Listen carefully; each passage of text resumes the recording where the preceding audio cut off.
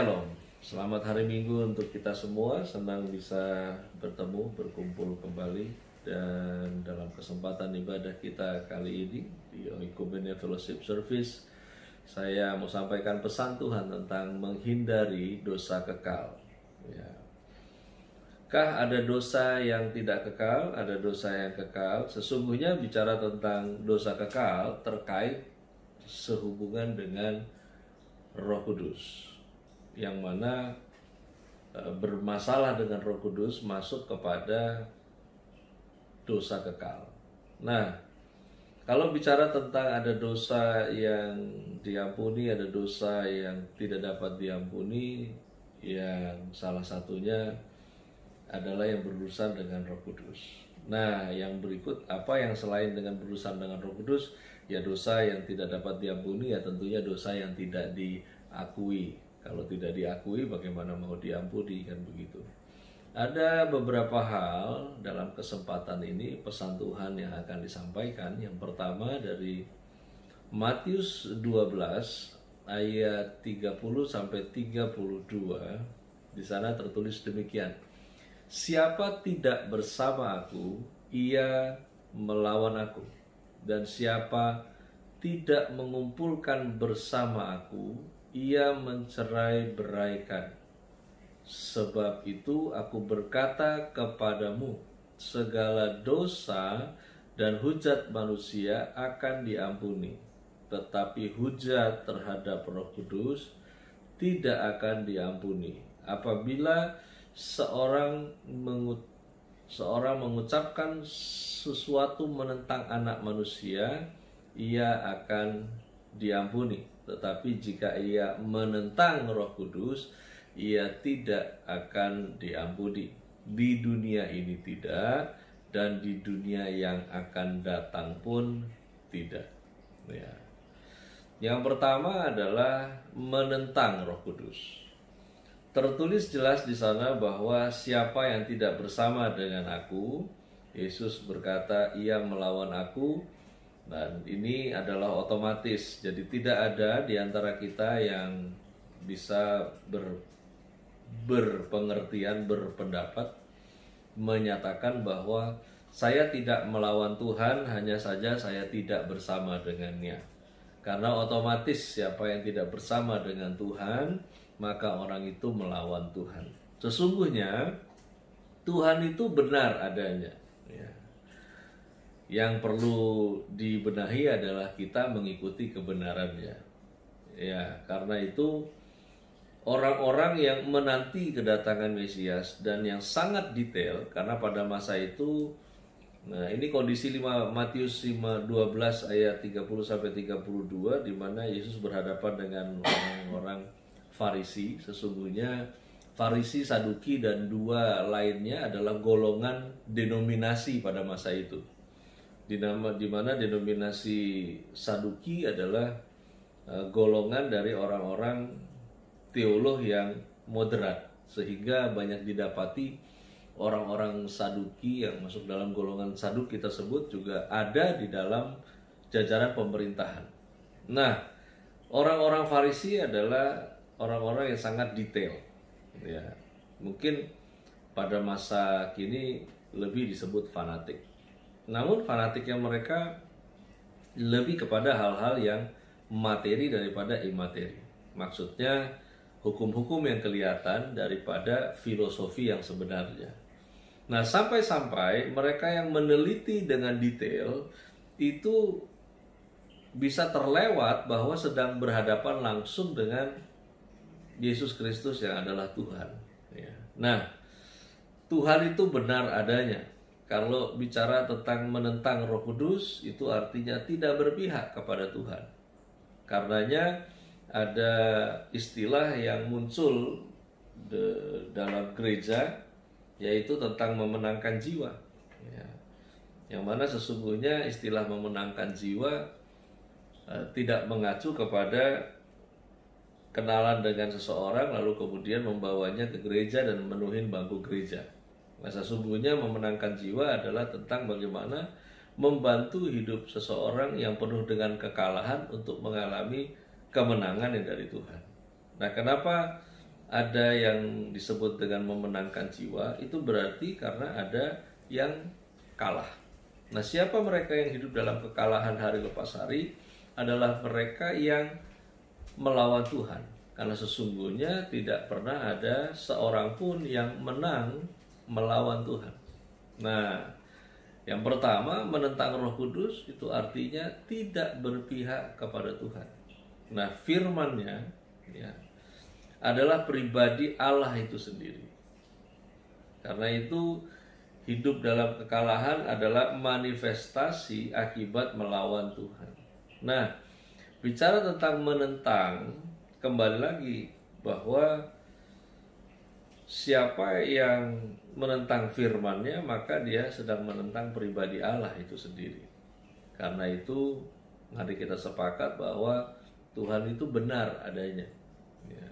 Kalau ada yang harus dibenahi, bukan teologi kita yang membenahi Alkitab, tetapi sesungguhnya Alkitab membenahi pola berpikir teologi kita dalam pengenalan akan Tuhan.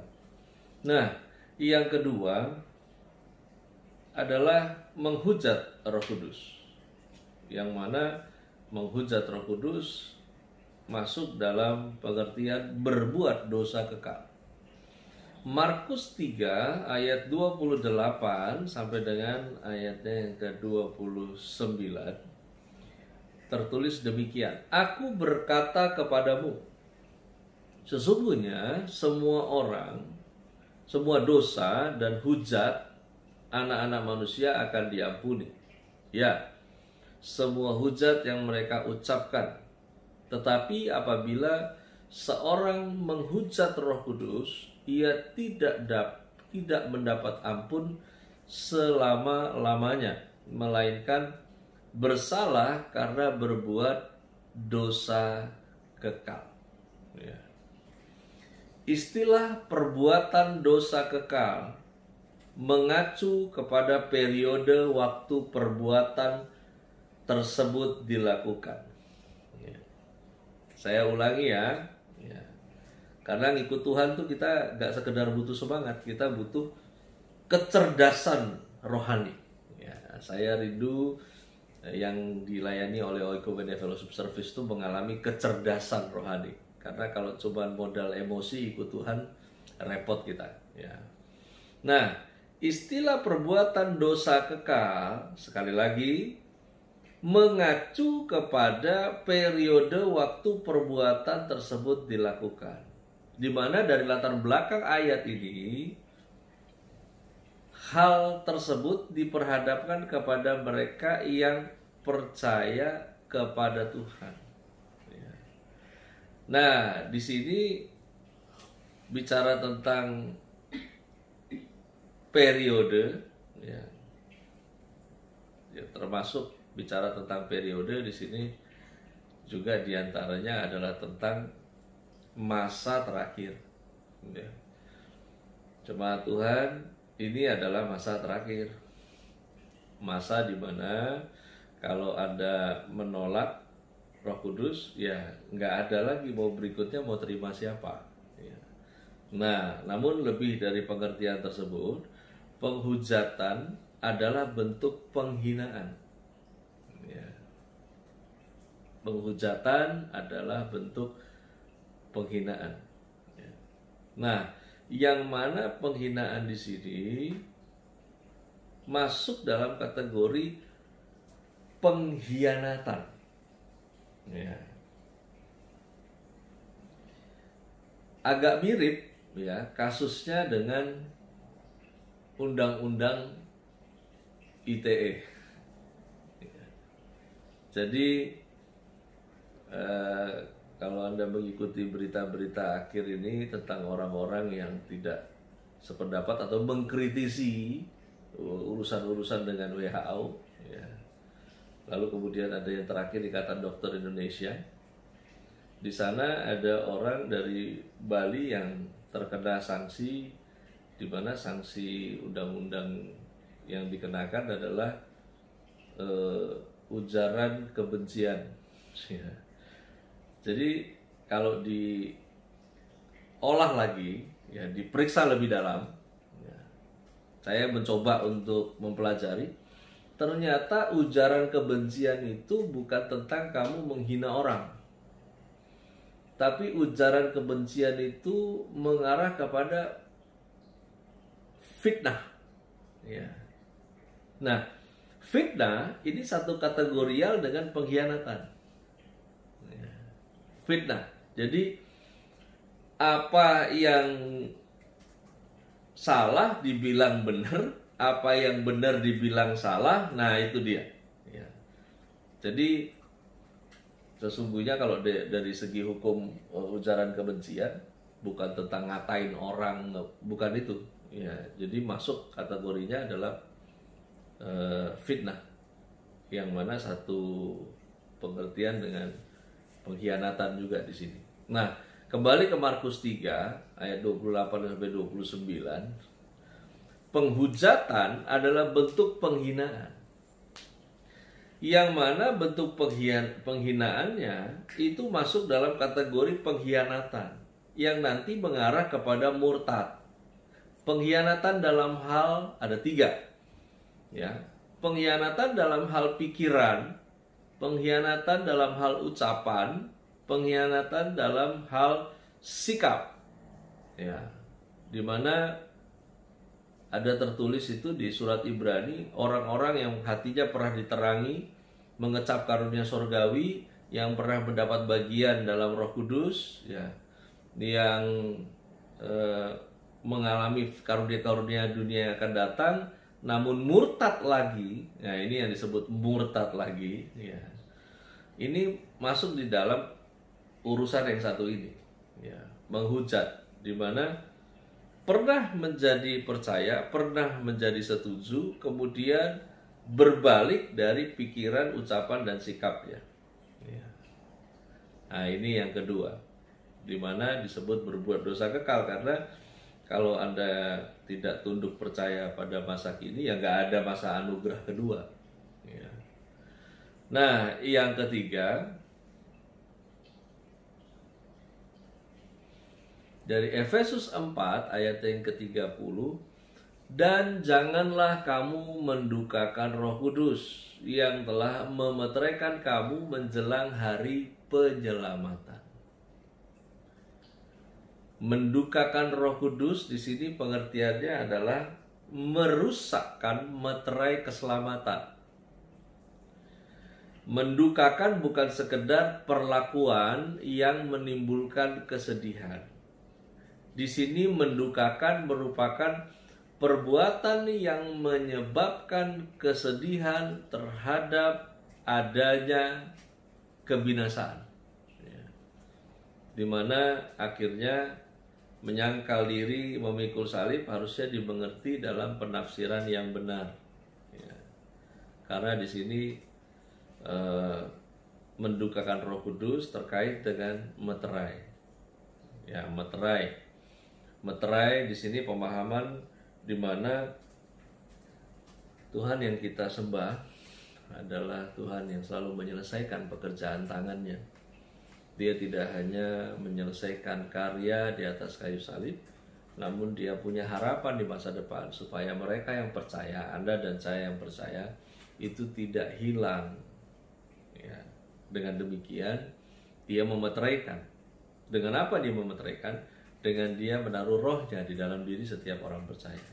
Nah, sebagaimana kita yang menerima Roh Kudus tersebut, itu juga harus mengambil bagian kita, yaitu tidak lagi hidup buat diri sendiri, dan kemudian kita memikul dari karya yang dia kerjakan di atas kayu salib.